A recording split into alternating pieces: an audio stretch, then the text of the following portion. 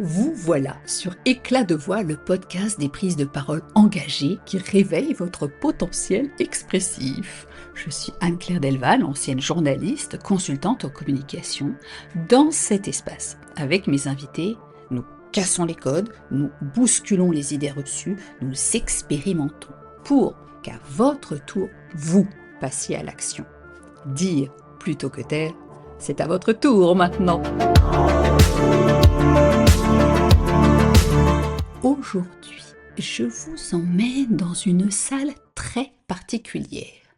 Retour pour celles et ceux qui les ont quittés il y a peu, ou comme moi depuis une éternité, sur les bancs de l'école primaire, dans la classe des fabuleux de Sandrine Denis, maîtresse tout aussi fabuleuse de l'école européenne Luxembourg II à ma mère.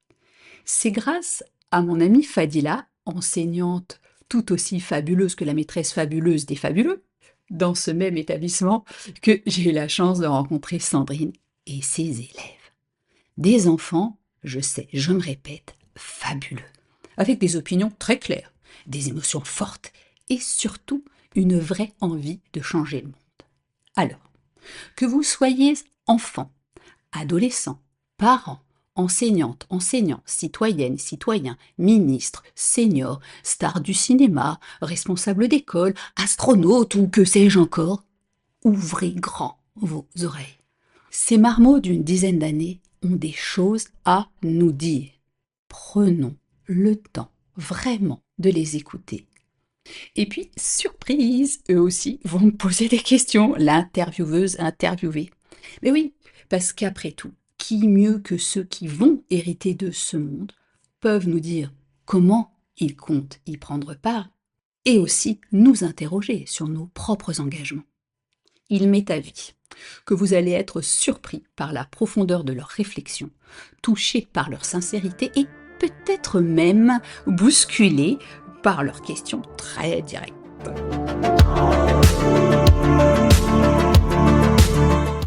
Alors, voilà que j'entre dans la classe des fabuleux, et la première question qui me vient à l'esprit, c'est « Dites-moi, quelle cause vous donnerait envie de vous engager ?»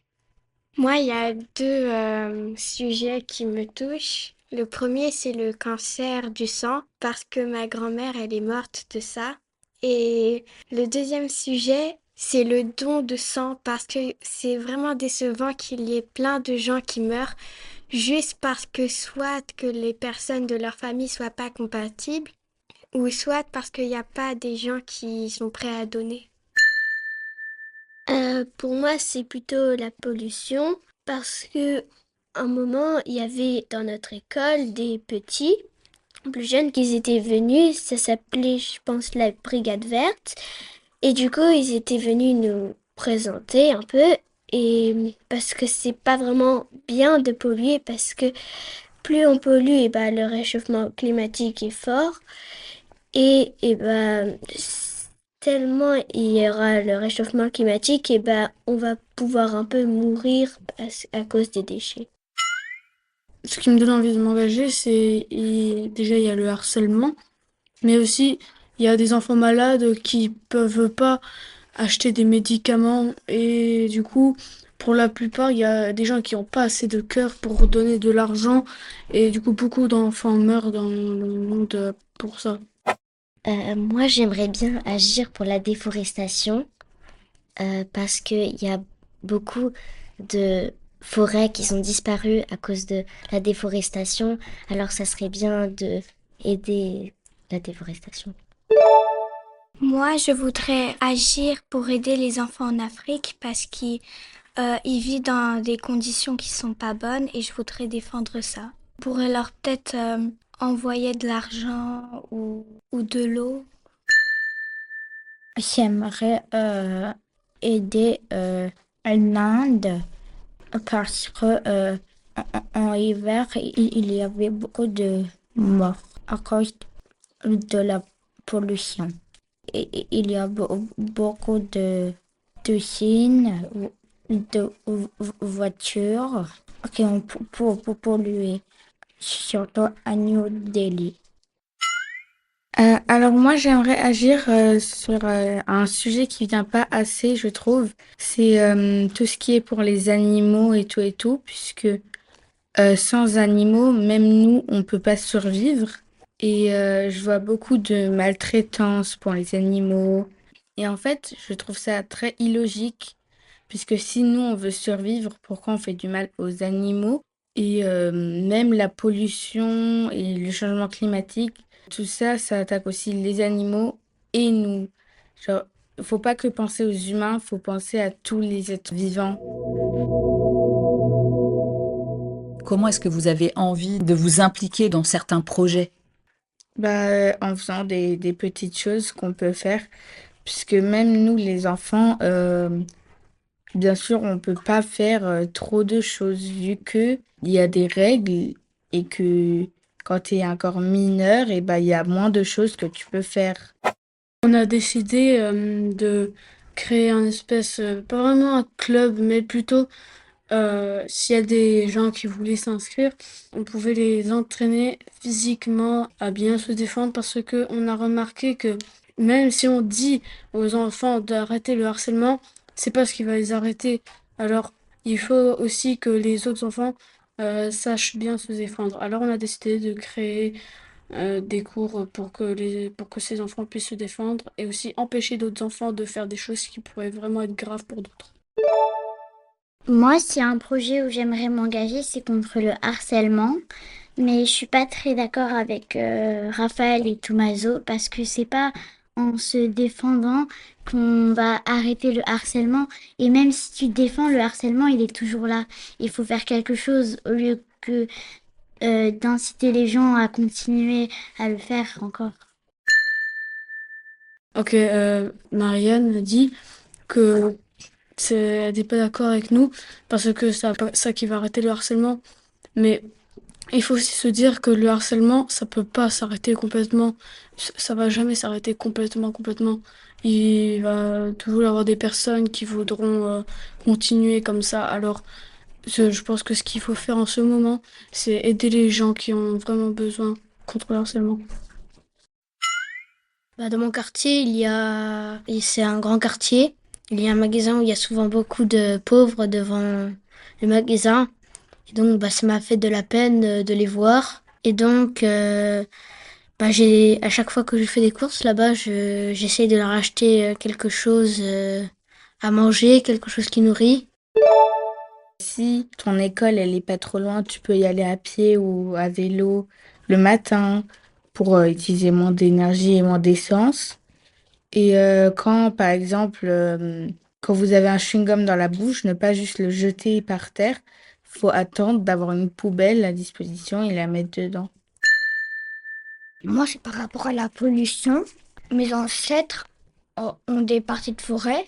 Et une fois, quand j'ai ramassé là-bas, j'ai ramassé 5 énormes sacs poubelles remplis de déchets.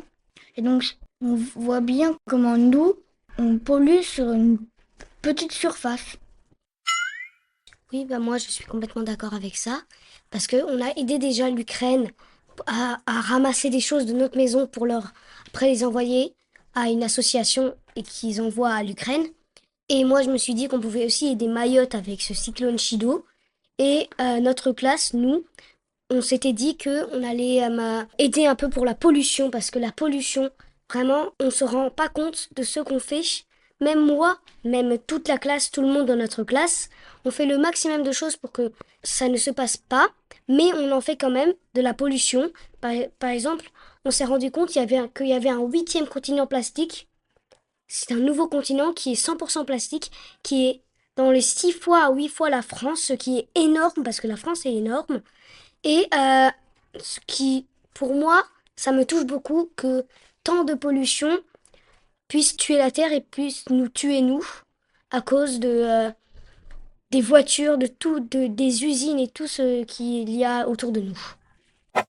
Moi, je voudrais dire qu'est-ce que j'ai appris en aidant dans mon projet pour les enfants en Afrique, c'est de pas gaspiller. Parce que si je m'imagine que les enfants en Afrique, ils mangent pas beaucoup de choses et nous, des fois, si on n'aime pas quelque chose, on le jette justement, ça me rend triste. Oui, les enfants peuvent changer les choses par leur action quotidienne, trier les déchets, ne pas gaspiller, jeter dans les poubelles qu'ils donnent, ramasser les papiers, participer à des projets collectifs, nettoyer la cour de récréation. Et là, je me demandais, est-ce que vous pensez que c'est plus dur en 2025 de s'engager? Quand on dit ça, après, il faut réfléchir au passé. Dans le passé, par exemple, la Deuxième Guerre mondiale, ou quand il y avait le racisme et tout ça, c'était vraiment beaucoup plus dur que maintenant. Alors, il faut bien réfléchir avant de dire qu'en 2025, c'est plus dur qu'avant de s'engager.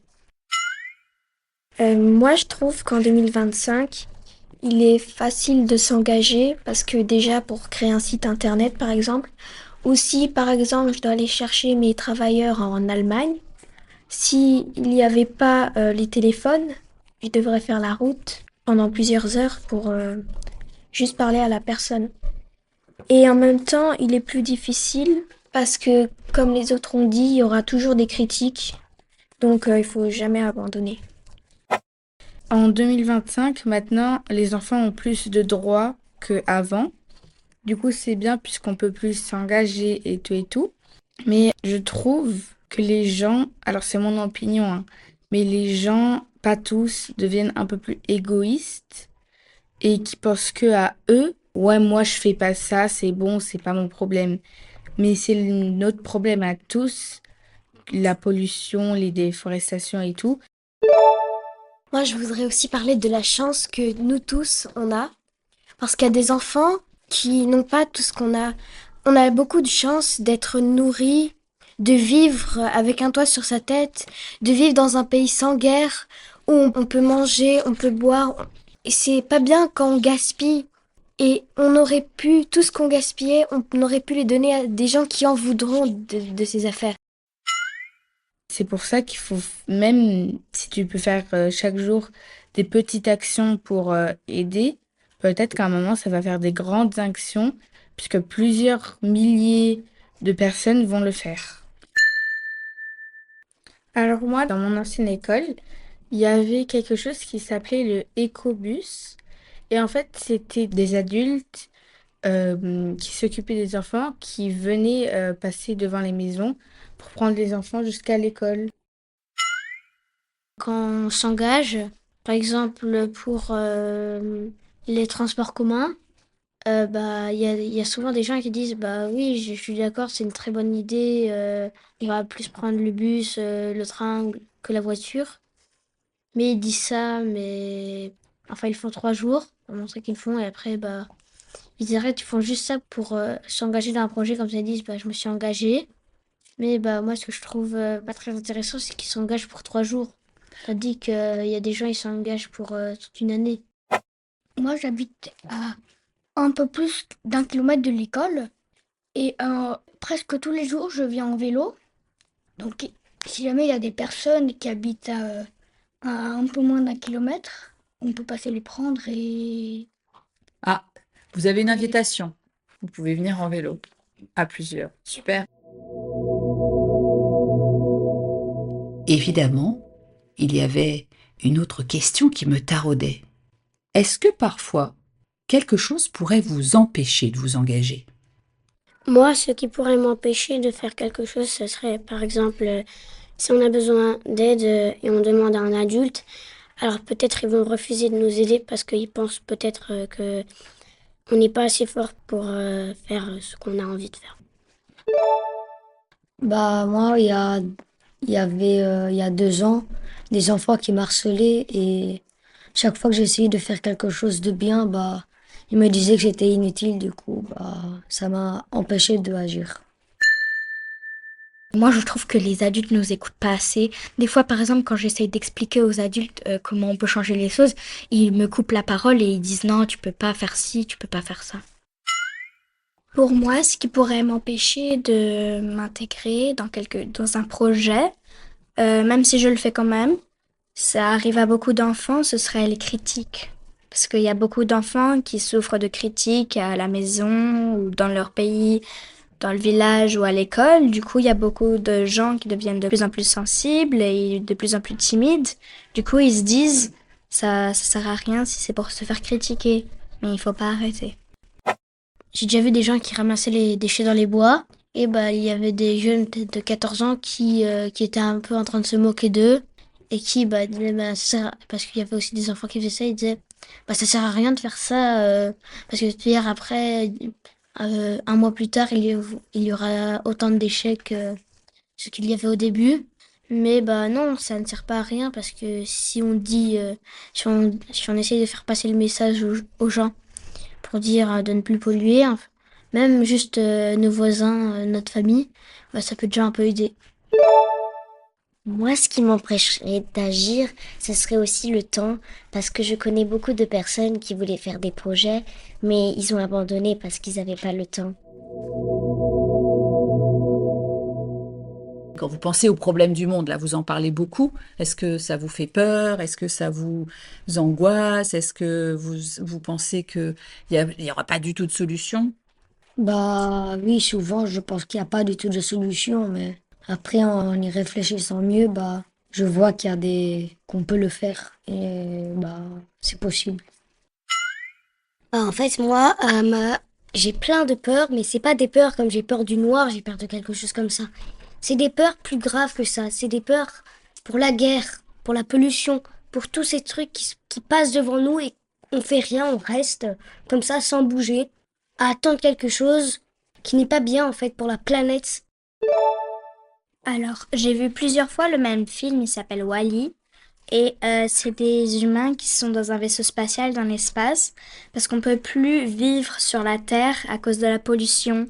Et moi, c'est quelque chose qui me fait vraiment très peur parce que je pense que ça va vraiment arriver dans le futur et j'aimerais pas que la Terre devienne comme ça. Moi, j'aimerais bien agir car il y a tellement d'inégalités et de problèmes dans le monde, mais des fois ça fait peur et ça nous empêche d'agir et car on stresse et il y a les critiques et souvent c'est compliqué d'agir. Mais vous êtes quand même là et vous vous engagez les uns et les autres. C'est bien, vous avez tous plein de belles idées. Bravo. Moi, j'ai peur pour le futur parce que déjà il y a beaucoup de plastique. Et alors, peut-être on n'aura plus de poissons à manger parce qu'ils vont manger trop de plastique, alors ils vont mourir sans que nous, on les pêche. Alors, puisque vous avez le micro et que les auditeurs d'Éclat de voix vous écoutent, quel message auriez-vous envie de faire passer? Moi, c'est plutôt pour faire passer un message à certains adultes qui croient pas en nous, les enfants. C'est que même si on est des enfants, il faut qu'ils nous prennent plus au sérieux. On est petits, mais nous aussi, à un moment, on sera adultes. Et avec notre pouvoir d'enfant, on peut faire de grandes choses. On peut être même plus fort que les adultes si on se réunit. On peut y arriver. Moi, c'est plutôt un message que j'aimerais faire passer pour tous ceux qui veulent s'engager. C'est que même si on est jeune, on peut déjà faire de grandes choses. Défendre ce qu'on trouve important, ça commence avec des petits gestes. Et si on est réunis, on peut faire plein de choses.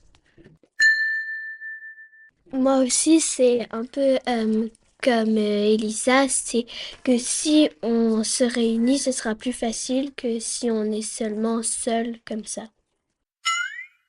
J'aimerais aussi faire passer un message, c'est que s'ils sont engagés sur le moment, qu'ils continuent et qu'ils ne se découragent pas. Par exemple, si c'est trop compliqué, il faut toujours aller au bout. C'est ça que ça veut dire l'engagement.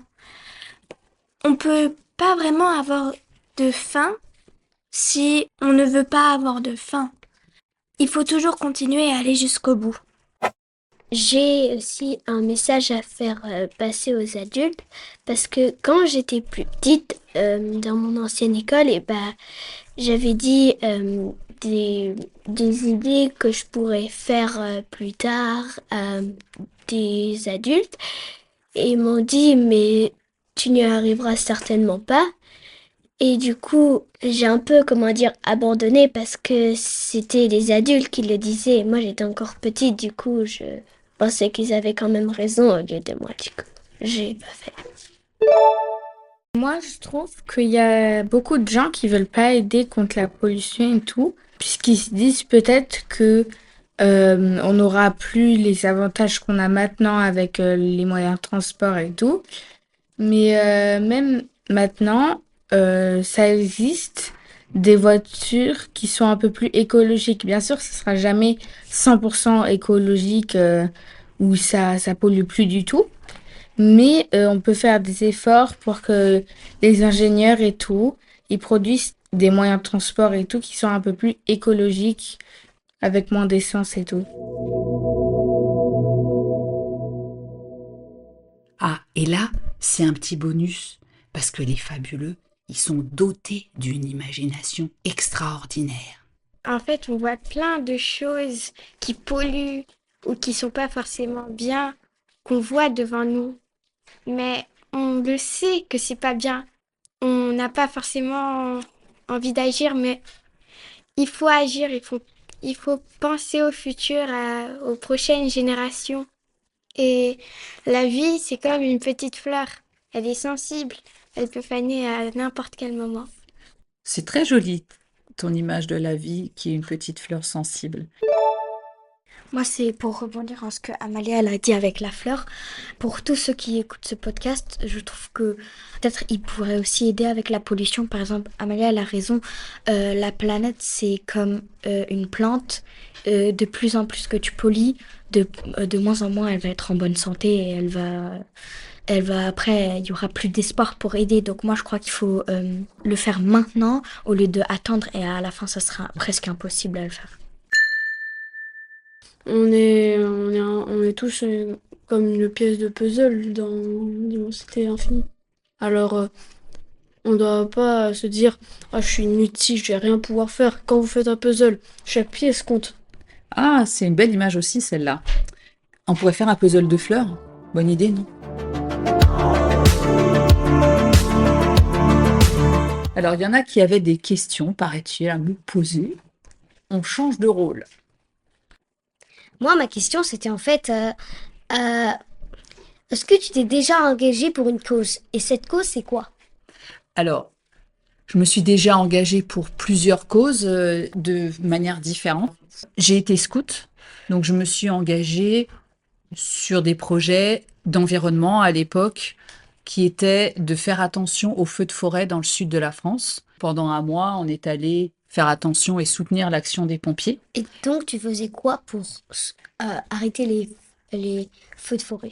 Alors, je ne faisais rien pour arrêter les feux de forêt puisque je n'ai pas de formation de pompier et que je ne suis pas professionnelle. Mais en revanche, ce qu'on faisait, c'est qu'on avait des longues vues, des jumelles et on devait scruter constamment le coin qu'on surveillait, vérifier aussi quand on surveillait des zones où il y avait des gens qui entraient, des zones protégées, mais qu'ils n'avaient pas de quoi mettre le feu, qu'ils respectaient justement d'enlever des déchets, parce qu'on a beaucoup parlé de la pollution plastique et tout, et vous avez raison, mais la pollution, ça peut aussi entraîner des feux de forêt. Alors ça, c'est une forme d'engagement. On avait été aussi distribuer des cadeaux dans les hôpitaux pour des enfants malades. Intéressant. Dans ma façon de vivre, j'essaye aussi de m'engager au quotidien sur la façon dont je mange, sur la manière dont je respecte, on en a parlé aussi tout à l'heure, des animaux, les animaux. Pour moi, l'engagement, c'est aussi une attitude. C'est être vraiment très ouvert à la discussion et parfois prendre des actions, parfois proposer à des gens de participer au podcast pour mettre en avant leurs projets. Pour quelque temps, j'ai invité la Grande-Duchesse qui parlait de son association qui s'appelle Stand Speak Rise Up. Et pour moi, au-delà de simplement la faire venir, derrière, oui, elle va venir, mais je vais aussi soutenir l'association. Ça peut être aussi en faisant des dons, ça peut être en agissant. Donc, ça prend plusieurs formes, mon engagement, en fait. Et c'est pas sur un seul sujet. Et aussi, en fait, tu te rends pas compte, je crois que tu te rends pas compte pour moi, mais tu fais tous les jours, toutes les 15 jours, comme tu nous as dit, tu fais un engagement. Tu t'engages pour faire tes podcasts. Quand tu fais tes podcasts, tu t'engages à faire quelque chose pour les personnes qui regardent. Ils vont te croire, ils vont croire en toi, ils vont faire les choses que tu dis lors de tes podcasts et après ils vont se dire, elle a eu raison, je vais continuer à faire ça. Eh ben, merci pour tes encouragements, ça me fait plaisir et j'espère que oui, ça va aider des gens à aller dans une direction et puis leur permet de s'exprimer sur des sujets qui les touchent beaucoup. Encore une question, j'ai peur. Bah, pour toi, c'est plutôt quoi ce qui te touche le plus? Ce qui t'intrigue le plus dans les problèmes un peu dans le monde? Oh là là là là là là, mais c'est une vraie question philosophique. C'est marrant que tu me poses cette question parce qu'on en discutait hier avec, un de mes enfants qui a eu 25 ans et on se faisait la réflexion, on n'était pas tous les 2, on était plusieurs, que finalement, je crois que tous les problèmes qu'on a sont liés à nous-mêmes, intrinsèquement à l'être humain et la façon dont on nous a dotés, je ne sais pas qui, quoi, cette magie qu'on a, cette conscience et aussi cette intelligence qui rentre en conflit parfois parce qu'on l'a entendu, ben, notre intelligence nous permet d'avoir créé plein de choses qu'on peut trouver extraordinaires. Et puis finalement, si on les regarde d'un autre côté, c'est dramatique parce qu'aujourd'hui, on parle beaucoup de violence, on parle beaucoup de guerre. Et donc, moi, ce qui m'intrigue dans tout ça, c'est que tout est intrinsèquement lié et qu'on ne peut pas résoudre un problème tout seul parce que il est lié à plein, plein, plein d'autres. Pour moi, ce qui est compliqué, c'est que j'ai l'impression que quand on tire une ficelle, il y en a plein d'autres qui viennent où tu vois un peu, j'imagine les nœuds dans les colliers, là, quand on se fait, on dit, ah, ça y est, j'ai défait, ah non, il y en a encore un, ah non, il y en a encore un. Mais je reste très positive et très optimiste. J'aime bien me dire que chaque petite chose que je fais à mon niveau ou que j'aide les autres à faire, ben, va aller vers le mieux et je ne suis pas toute seule sur la planète, on est quand même quelques milliards. Donc, on a tous une façon d'agir qui va aller dans le, entre guillemets, bon ou dans le mauvais sens en sachant, et c'est là aussi le paradoxe, c'est que rien n'est bon et rien n'est 100% bon, rien n'est 100% mauvais. Et on est obligé de jongler avec ça aussi dans nos cerveaux, quand on veut s'engager. Est-ce qu'il y a eu des fois qui vous ont donné vraiment envie d'agir?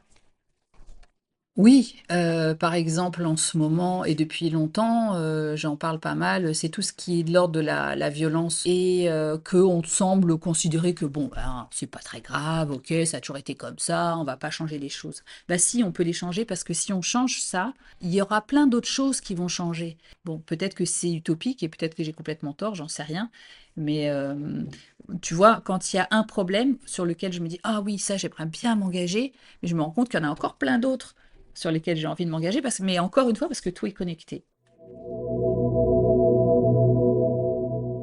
Moi, j'ai pas vraiment une question. Tout ce que j'ai vu depuis longtemps, c'est des filles pas spécialement de cette classe, mais de d'autres classes, qui commencent à insulter les garçons qu'on n'a rien fait, et que c'est comme si nos ancêtres, c'est pas parce que nos ancêtres ont fait des erreurs que c'est sur nous que la faute doit être rejetée. Oui, là, tu as raison. Je pense qu'il ne s'agit pas de s'opposer les uns aux autres. Et il ne s'agit pas de dire maintenant tous les hommes sont mauvais, tous les hommes sont nuls, etc. Je pense que c'est une phase, on est dans une phase un peu de transition, de prise de conscience. On ne peut pas réécrire l'histoire, on ne va pas changer ce qui s'est passé au préalable.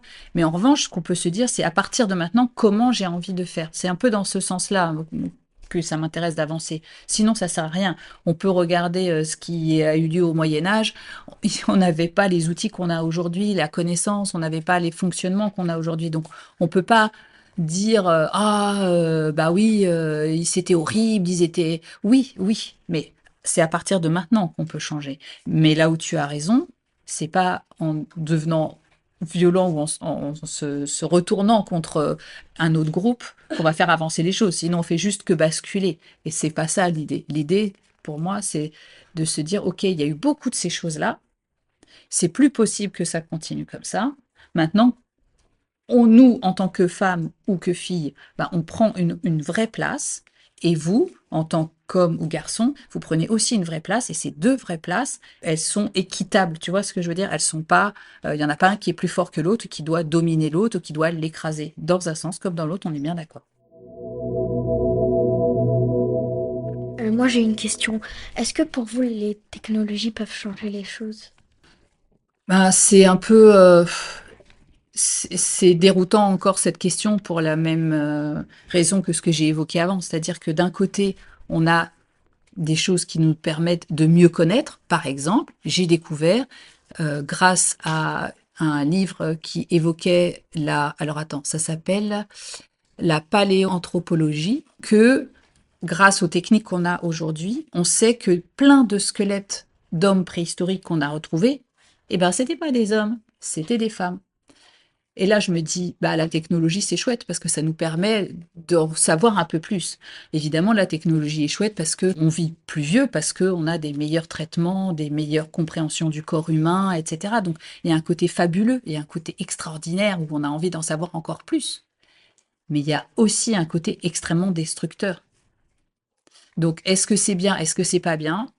C'est toujours l'usage qu'on en fait, jusqu'où ça va nous servir. Et la question, moi, que je me pose fondamentalement, mais je vous la pose aussi, c'est à votre avis, jusqu'où ça va aller? Est-ce qu'à un moment, l'être humain va être capable de se dire, je suis arrivé à un stade, c'est bon, j'ai assez de connaissances? Franchement, je n'y crois pas. Mais du coup, parce que tu as dit que quand tu étais plus jeune, tu avais aussi un peu défendu des droits. Mais est-ce que, par exemple, les adultes, ceux qui étaient plus grands que toi, en avaient un peu empêché, mais comment dire, t'avais pas d'accord ou... Bon, il y a une réalité. Quand on est un enfant et jusqu'à un certain âge, le cerveau se construit. Tu vois, par exemple, j'avais appris quand mes enfants étaient petits qu'un enfant jusqu'à 12 ans, donc 12 ans, c'est pas 5 ans, hein, c'est à 12 ans, son cerveau n'est pas en mesure de calculer la vitesse à laquelle arrive une voiture. Voilà. C'est comme ça, c'est un fait. Donc, bah, il vaut mieux qu'on vous accompagne pour aller à l'école. C'est pas qu'on vous fasse pas confiance, c'est juste que aujourd'hui, vu la vitesse à laquelle les voitures arrivent, c'est un peu risqué de vous laisser tout seul. Une fois qu'on a dit ça, c'est-à-dire qu'un enfant ne peut pas, comment dire, avoir une conscience non plus de tout, parce que c'est normal, c'est en grandissant que notre conscience, elle se développe. Ça ne veut pas pour autant dire, pour moi, qu'un enfant, il n'a pas quelque chose à apporter. Moi, j'apprends beaucoup de mes enfants, mais je pense que je leur ai aussi beaucoup appris. Et oui, il y a des choses où on nous a dit: «Ah ben non, tu peux pas le faire, bah, parce que t'as pas l'âge, t'as pas la taille, tu sais pas comment t'y prendre». Mais après, ce qui compte pour moi, c'est pas qu'on te dise: «Non, tu peux pas le faire», c'est de plutôt que l'adulte puisse entendre l'enfant et lui dire: «OK, comment est-ce qu'on peut le faire ensemble? Comment est-ce que toi tu vois les choses?»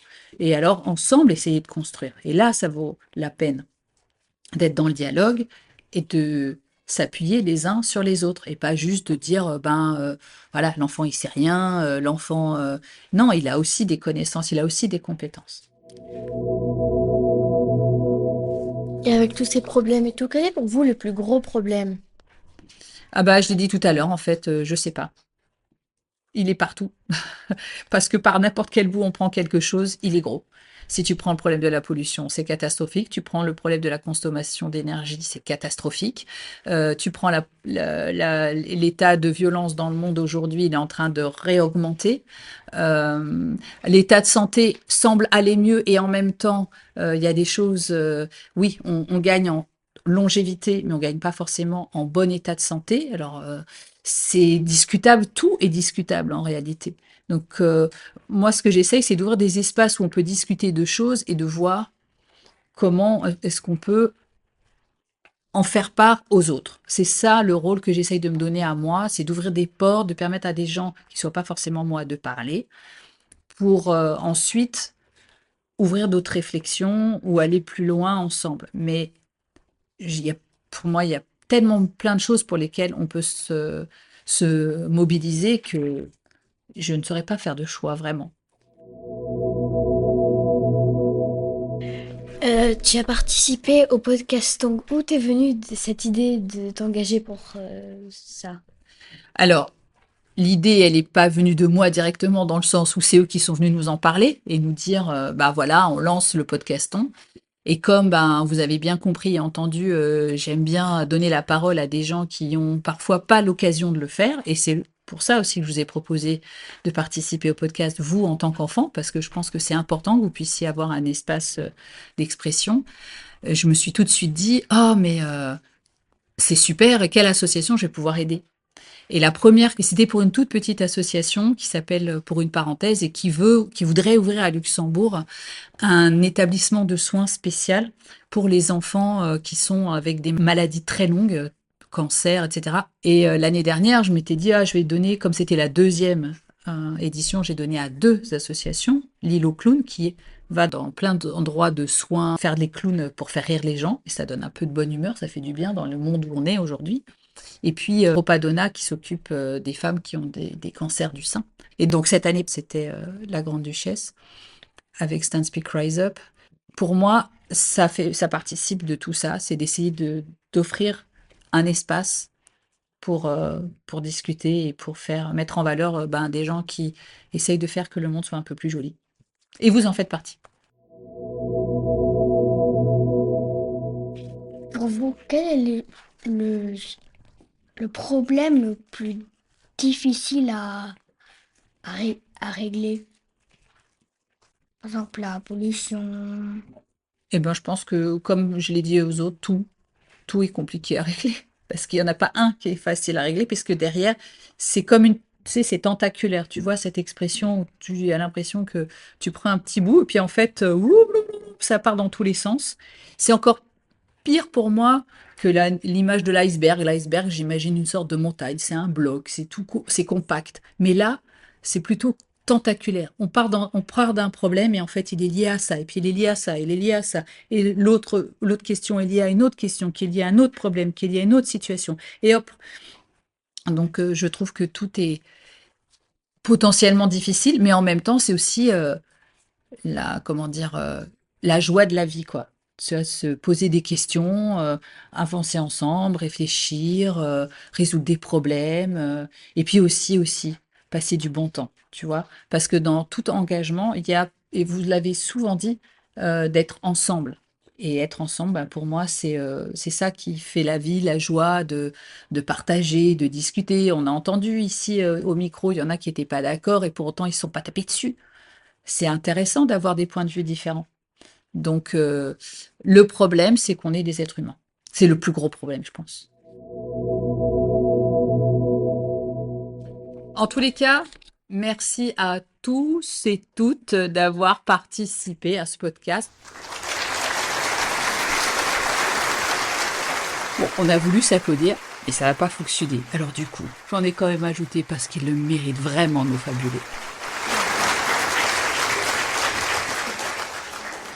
Voilà, nous arrivons au terme de cet échange extraordinaire avec ces enfants, qui nous ont montré que l'âge n'est pas un frein à la réflexion ni à l'action. Alors, écoutons-les vraiment, encore une fois, plus souvent. Et si, au lieu de leur dire ce qui est impossible, nous les accompagnions à rendre leurs idées possibles?